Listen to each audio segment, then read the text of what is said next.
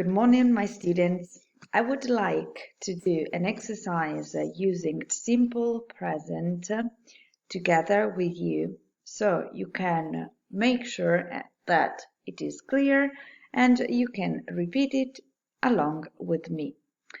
In the simple present tense, the verb takes the S when we have the subject as he, she, and it. Okay? We don't need to put the S with the other personal pronoun like I, you, we, you, and they. So, in the first sentence, I ... at a bank, the solution can only be work.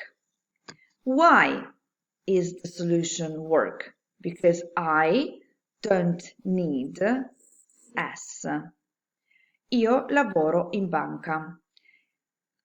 Indica un'abitudine questa frase e indica qualcosa che faccio regolarmente. Vado a lavorare in banca, quindi uso il simple present. In the second sentence we have she. So in this sentence we need to put leaves because she is the third singular pronoun and always goes together with the S marker at the end of the verb. She lives with her parents, lei vive con I suoi genitori. Cows, plurale, è lo stesso di dire they, le mucche, come dire they. Quindi, cows feed on grass. Feed significa nutrirsi, quindi le mucche si nutrono di erba. He, she, it, ogni volta che vedo uno di questi tre pronomi devo pensare al fatto che ci va la S al presente, quindi he earns a handsome salary, che significa lui guadagna un buon stipendio. Janet, e anche qui mi si accende la lampadina perché Janet è come dire she, wants to be a singer. Janet vuole essere una cantante.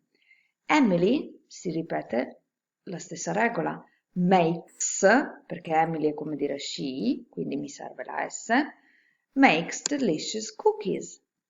Rowan and Sania, pensiamoci un attimo. What's the solution? Yes, the solution is A, like. Like to play card games. Sono due, they like. But she likes, he likes. Number 9, Sophia. Yes, Sophia is a girl, and so we need to put the S. Speaks English very well. Martin goes for a walk in the morning. Again, Martin is a boy. He goes. I go, you go, she, it goes. We go, you go, they go. My grandfather, his pet dogs, quindi anche qua abbiamo adore, adores, adoring. My grandfather è il nonno, è un boy. Is a man, not a boy, is a man, and so we need to put the S. Adores.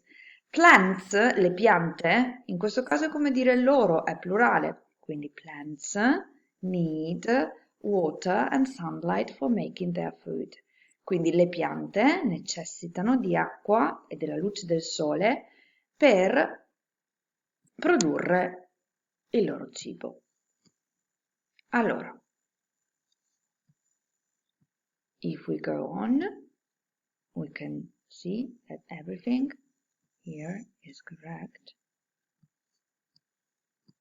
Okay, I work at the bank, she lives with her parents, cows feed on the grass, he earns a handsome salary, Janet wants to be a singer, Emily makes, facciamo ben sentire la S, delicious cookies, Artie and her husband live in Singapore, Rohan and Sonia like to play card games, Sophia speaks English very well, Martin goes for a walk in the morning, my grandfather adores his pet dog.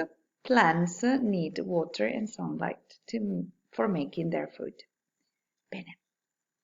Bye bye for now. Speak soon.